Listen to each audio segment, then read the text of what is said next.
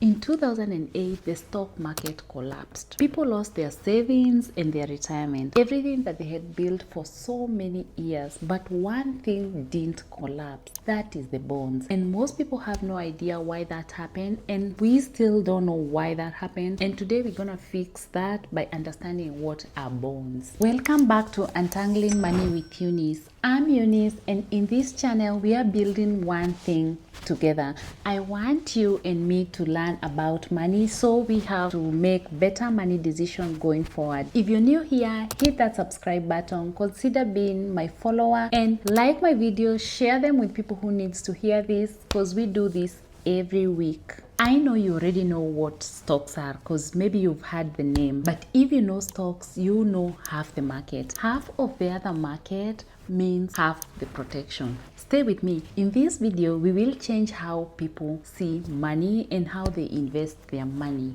When I started learning about money, everything was about stocks. Like I would hear words like VO, ETF, and that is basically the market. No one talked about bonds. Bonds are not oftenly mentioned many times, and you only hear maybe bonds from maybe one person. So I assumed at that time that bonds did matter. So I learned about the 208 thing through history, and I understand the market fell apart, but the bonds held it together. So I thought, why don't I teach my people about bonds? And because people don't talk about them so often. But today I want you to understand what bonds are, and we will be in a good position. What is a bond? A bond is a loan. By this time you're acting as a bank. So someone needs the money, so you give it to them, and then they pay you back with an interest. An interest just basically means it's the extra amount of money that you pay for using your money. It's that fee, that is what we call a bond. You lend, they pay you back, you make money when you wait. So who exactly are borrowing from you? There are always three types of borrowers, and this is global. It works all the same way, be it in the United States, be it in the UK, be it Canada,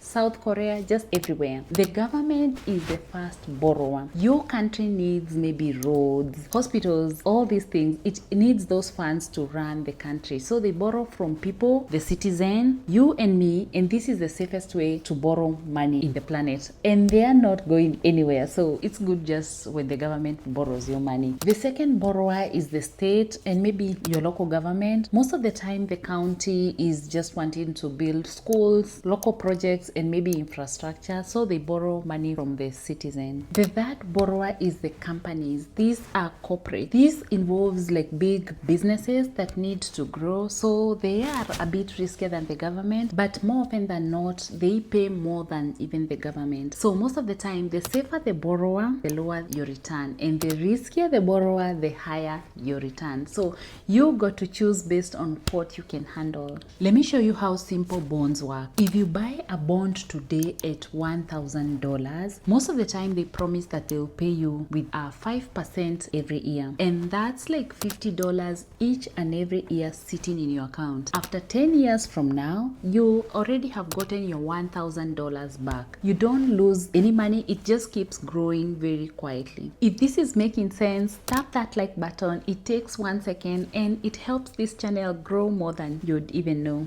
I appreciate that. Let me show you why bonds exist. Stocks grow your money very fast in your investments, and at the same time they fall very fast. So bonds are always there to protect whatever you're building in your investments. When the market always crash, it will crash with them, but the bonds always hold them together. Think of it like this. When you're driving your car, you need your gas pedal and you need your brakes pedal. So the stock are always the gas and the bonds are always your brakes. So you just need both of them to just drive safely. Most people ask themselves, should I buy bonds, and at what age should I buy the bonds? Here's a rule that a lot of investors use. They always use 110 minus your age. That number is how much your money goes into the stock and the rest of the money goes to bonds. If you're 20, 90% goes to stock and 10% goes to bonds. If you're 40, 70% goes to stock and 30% goes to bonds. If you're 60, 50% goes to stock and 50% goes to bonds. And this is the reason listen, the older you get, the less time you got to recover from a crash. At 20, you always have all the time in the world to recover from a crash. At 60, you just need a cushion. Bonds just grow with you and the split shifts as your life keeps shifting. Bonds are not perfect. Nothing is, There are 3 things you need to know before you even invest your money in the bond. One is the inflation. If inflation rises faster than what your bond is paying you, your money is quietly losing value. You are earning but not keeping up with the inflation. 2, you just need to understand interest rates. When the interest rates goes up, bond prices goes down, and they always move in an opposite direction, always. So it's good just to know that. The third thing you need to know about bonds before you even invest, that your money is locked in. This is not like cash that you can grab tomorrow. So you should know the catch before you start buying, and this is how you stay ahead of everyone else. Just know that. So where exactly do you buy your bonds? You buy them in the same brokerage accounts that you buy your stock. You buy them in the same place. But if you want a government bond, you can go directly to their website and purchase those US Treasury bonds. If you want a simple and easy way to buy your bonds, they are always like bond ETF, and you can buy them. They always have that ticker symbol BND, and they are most popular for most people. A bond ETF is a basket of many bonds all at one place, and you tend to own a little piece of the many all at once. And the good thing about this, the risk is always spread out. You don't need a financial advisor to do this, and you don't even require a lot of money. So the door is always open. So now go invest in your bonds. So where do your bonds fit in your money plan? Remember, in this channel, we are so big about the 4 buckets: your survival bucket, your safety bucket,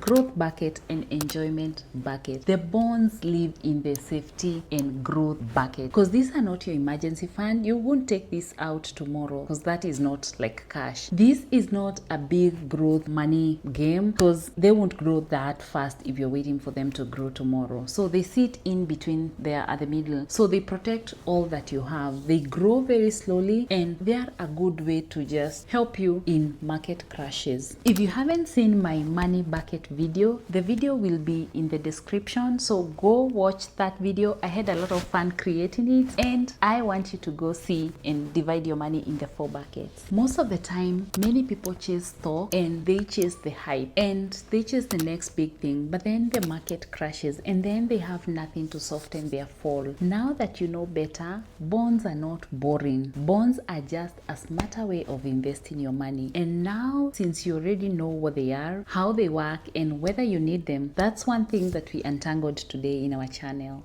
If this helped you understand bonds better, share it with one person or a friend who is learning about money. And please subscribe to my channel. Please support me. We need this information to reach as many people as possible. We do this every week and we drop a video every week. Also, please drop a comment below and tell me, are you team stocks only or you're adding bonds in your plan? I'll make sure that I read each and every comment you drop there. My name is Eunice, and I'll see you in the next one. Bye bye.